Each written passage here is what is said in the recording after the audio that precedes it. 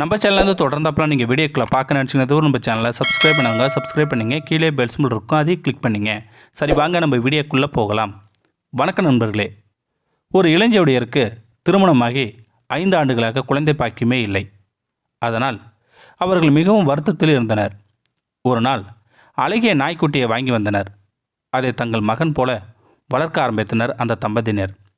அந்த நாய்க்குட்டியும் அவர்களுடன் விளையாடி மகிழ்ந்து வந்தது. ஒரு முறை திருடன் அவர்கள் வீட்டிற்கு வந்தபோது தன்னுடைய எஜமானருக்கு விசுவாசமாக நடந்து கொள்ள தன் உயிரையும் பொருட்படுத்தாமல் அவர்களை விரட்டியது அந்த நாய். நாட்கள் உருண்டோடின.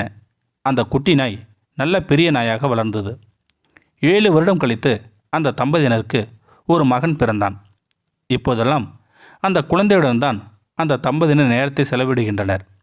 நாய் இப்போதெல்லாம் தனிமையில்தான் பொழுதை கழிக்க வேண்டியதாயிற்று. அவர்கள் வளர்ந்த நாய்க்கு அந்த குழந்தை மேல் பொறாமை உண்டாயிற்று. ஒரு நாள் அந்த தம்பதியினர் குழந்தையை தொட்டியில் தூங்க வைத்துவிட்டு மாடியில் நின்று பேசி கொண்டிருந்தனர். சிறிது நேரம் கழித்து நாயின் சத்தம் கேட்டதும் மேலே இருந்து இறங்கி ஓடி வந்தனர். படி அருகில் நாய் வாயில் இரத்தக்கரையுடன் நின்று கொண்டிருந்தது. இதை பார்த்ததும் அதை எஜமானர் ஓடிச் சென்று துப்பாக்கி எடுத்து வந்து நாயை சுட்டு வீழ்த்தினர். பிறகு வீட்டின் உள்ளே சென்று பார்த்த அவர்களுக்கு ஒரே அதிர்ச்சியாக இருந்தது. குழந்தையின் அருகில் நல்ல பாம்பு 2 துண்டுகளாக கிடந்தது. குழந்தையை காப்பாற்ற அவர்கள் வளர்த்த நாய் அந்த பாம்பை கடித்து போட்டுள்ளது.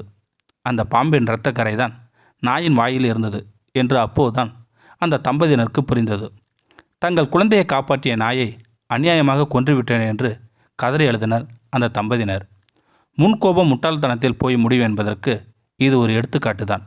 எப்போ நாம் ஒரு முடிவு எடுப்பது என்றாலும் நன்றாக ஆராய்ந்து முடிவெடுக்க வேண்டும் என்பது இந்த கதையின் கருப்பொருளாகும். இந்த வீடியோ உங்களுக்கு பிடிச்சிருந்தா கமெண்ட் பாக்ஸில் கமெண்ட் பண்ணுங்கள். கூட உங்கள் ஃப்ரெண்ட்ஸுக்கு ஷேர் பண்ணுங்கள். இதுவரை நம்ம சேனலை சப்ஸ்கிரைப் பண்ணுங்க. சப்ஸ்கிரைப் பண்ணிங்க. கீழே பெல் சிம்பிள் இருக்கும், அதையும் கிளிக் பண்ணிங்க. தேங்க்யூ ஃபார் வாட்சிங்.